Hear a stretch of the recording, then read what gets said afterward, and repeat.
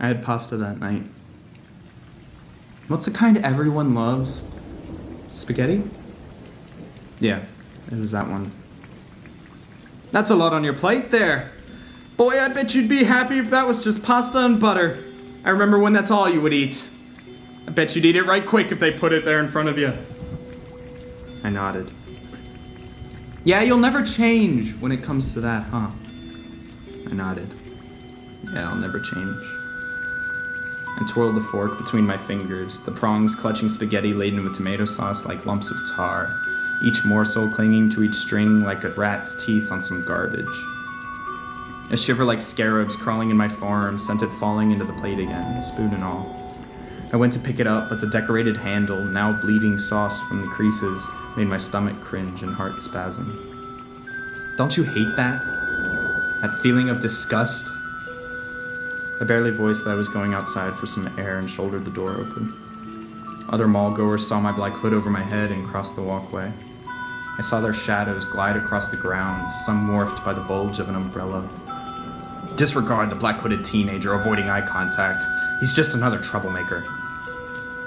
They didn't know a few of the drops of water falling to my feet were saltier than others.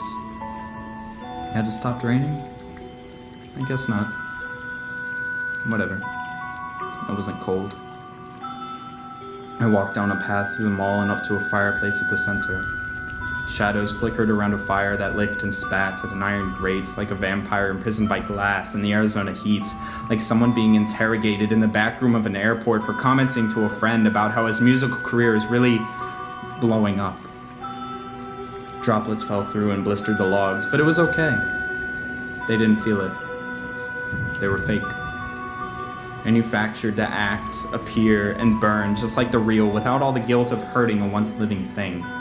They were mannequins, mimics of both real wood and one another. Each had the same dark stain as the other, fallen over each other like a dilapidated cabin that years ago burned down, but to this day won't burn up.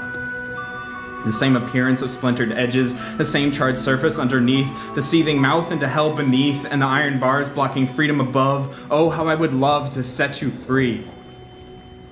Because as I stand in the rain, cold enough to numb the pain ever so slightly, I can't help but feel a sense of sympathy. Born and raised to act, appear, and burn in the fires of society, expecting you to be just like one another, but with a bit of notoriety that will put you head of the pack, make you stand out like gray dots on white sheets. You are expected to do all of this, but keep a strong heartbeat. Beat, beat, beat like the keyboard of a technophile hacking the Pentagon. Beat, beat, beat into submission by the hammers building the Great Wall of China, the one built with the bones of the slaves making it. I sent prayers to God to give me something that stands out and just gets me noticed.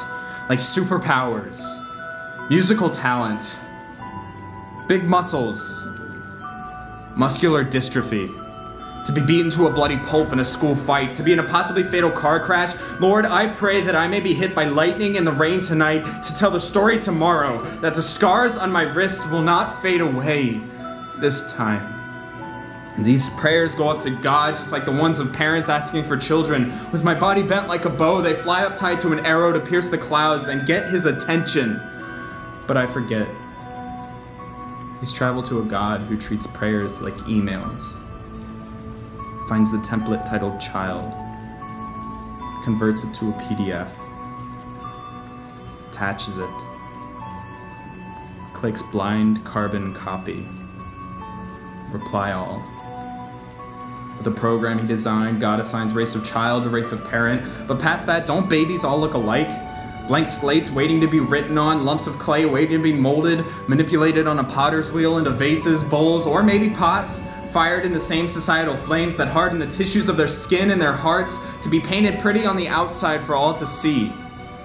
This is well and good, but what many parents unknowingly forget is to fill them. They're left hollow, empty, and waiting to be noticed, and they're lacking. You could say, oh, they're filled with the water of life. Water is tasteless. Water is transparent. Water dries up in the heat. If you want to say that, then at least fill them with ice. At least that way they'll seem cool on the outside. As you would not rob a seed you know could grow into a mighty oak of its water, do not rob a child who could go on to do something great of its roots and its hope. Any child could be the Michael Jordan of our generation, go on to write sonnets or symphonies across the nation when it is watered once a day with love and care. But if a parasite eats at the roots underground, that hope can be lost when it leaks out our eyes and cascades out our wrists, and all we think of is to fight it with clenched fists, which only makes it drain faster. We can't ask for help because help means dependence, and dependence means taking someone else's time to fix our own damn problems, and why bother if we feel that we aren't worth it? Why disturb the world around us to make it help us recreate ourselves from the ground up when our hope is already buried 6 feet under and we're waiting for our bodies to join it? Some of us speed the process themselves, speckling those gray-dotted peepers of achievement with used gunpowder. Supposedly they go to hell for it, but what more is hell than another version of what they lived already?